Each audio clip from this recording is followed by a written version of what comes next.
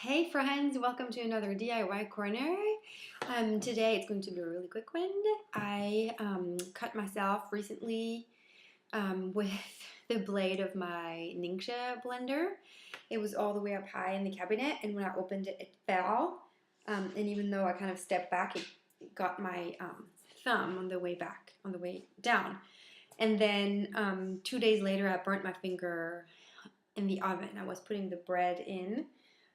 It was 450 degrees. So it was very hot. I remember myself on the top one, like the actual thing that heat up the oven. So as soon as that happened, I used lavender on both because it's anti-inflammatory, antiseptic, and it helps renew skin cells. But I only applied once, and so a couple of days later, we're busy as moms. Like, I don't have time to stare at my little wounds. So a couple of days later, I noticed it wasn't healing properly at all. So I decided to research what oils would be best used on both. And this is what I found. So I wanted to share with you guys because within 3 days, the first signs of having an issue on there, like it was all pink around it, and and it wasn't healing properly on top. Like there was some white and kind of greenish thing going on, which is not what you want on a wound. So within 3 days of applying this blend, it was all gone. And this is something, so it's kind of like a Band-Aid blend. So you don't want to use any carrier oil with those.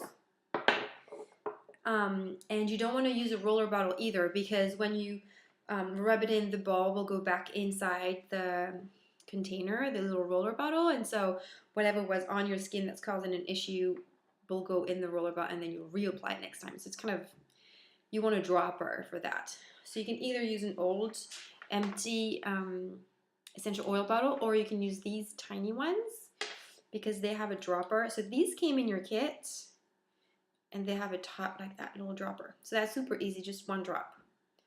So let's remove that little cap here. We're going to use, can you see properly? Yes, okay. So we're going to use 5 drops each of these oils. Tea tree has forever been used for antifungal and antiviral properties. I just learned recently that the Australian Army actually puts it in their soldiers' first aid kit because of its properties for wound healing. Lavender, as we know, is anti-inflammatory, antiseptic. It's the go-to for any kind of bites or cuts. And it helps renew skin cells. So it helps regenerate those skin cells for faster healing. Rosemary is also antibacterial and has wonderful healing properties. It's also really good to put in your shampoo because it promotes hair growth. So a few drops of rosemary in your shampoo, and another one that's good for hair is cedarwood, on a side note, to put in your shampoo. And then myrrh. Myrrh actually has crazy properties. It's antibacterial. It's a really good fungicide. It's anti-parasites. It's very soothing when you apply it. And it's healing because it increases the function of the white blood cells. So the white blood cells are the cells that will fight any infection. So this is one you definitely want in any skin issue. Okay, so I'm simply going to put 5 drops of each in here.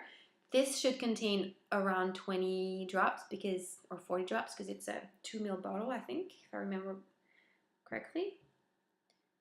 3, 4, 5, and you shouldn't need more than that. If you run out, just remake this blend. This is my new lavender because you can never be out of lavender.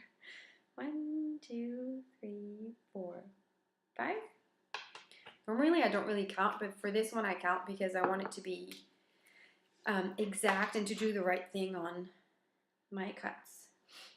1, 2, 3, 4, 5. And now myrrh, oh my word. It's amazing. It's also very thick. You can see that side. It smells like a freshly laid wood floor, which makes sense because it's taken from the trunk of a tree. And then you just put this back on, and this little cap back on, and there you go. That's your little Band-Aid blend. The only tricky thing is that you have to remember what it is, or make a really super tiny sticker to put on top. Because how are you going to put a sticker on this? I don't know.